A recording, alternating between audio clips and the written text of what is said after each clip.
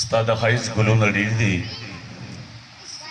ستا د ښایست ګلونه ډېر دي جولۍ مې تنګه کم کم ګل وټولومه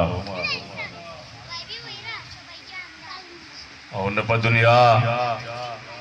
نه په دولت نه په ماړو آبادولو کې دی تسکین خو بس د پاک الله په یادولو کې دی داسې څوک به وي چې ایمان به چاله ورکړي مسلمان نر ورکړی ایمان تا دی داسې څوک به وي چې قرآن به چاله ورکړي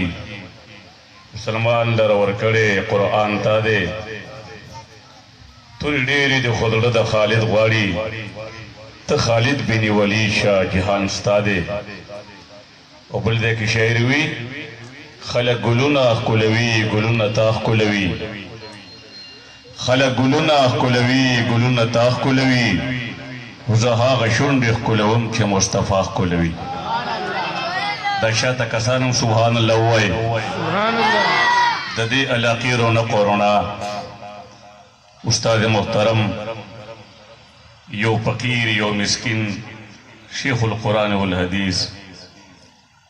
د دې تمام علاقې یو ښکلا مولوي محمد غفار صاحب او دا څونه مبارکې هستې دلته کې راغلي دي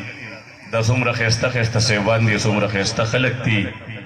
قسم دې د دې په راتلو باندې خو دې علاقې ته فیض او برکت ورسېدو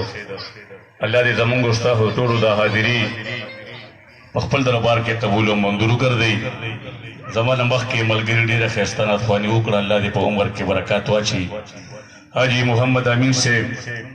مدینه منوره کې د حضور مبارک صفت کې هغه وایي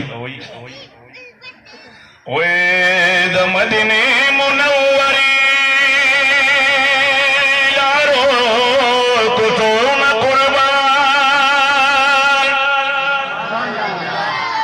لارو کوڅو کې د تلو د راتونه قربان په دې کوڅو کې جانا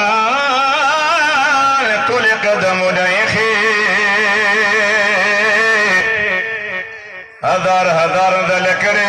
منگ دے خوشبو نہ قربان سبا بیگا کلا ہوتی انوار را دل پورتا خاول دمنگری دی انوار وریدو نہ قربان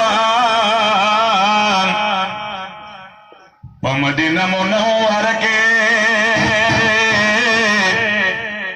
وسید الخاوندہ سلوے نعمت منگڑے دغے وسیدون قربان سبحان اللہ لکم رولکی دا جنتا دا کل جانان ناتنا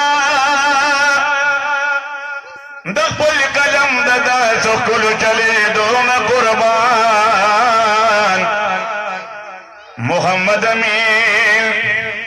پشمار دخل مولا دیلمو دخل حضور حرم کے رو رو جرے دون قربان پدې مجلس کې موږ سره د پیر سباق شریف درس مبارک د دربار یو ښایسته ګل حضرت العلامه مولانا نورالامین مولوي صاحب هغه هم تشریف فرما دي ټولې مبارکې هستې دلته کې تشریف فرما دي نو سراج الحق سراج صاحب چې کله مدینه منورې ته لاړ وي ما د رسول الله مبارک د روضې مبارک مخې ته ناست وم ما یو نعت شریف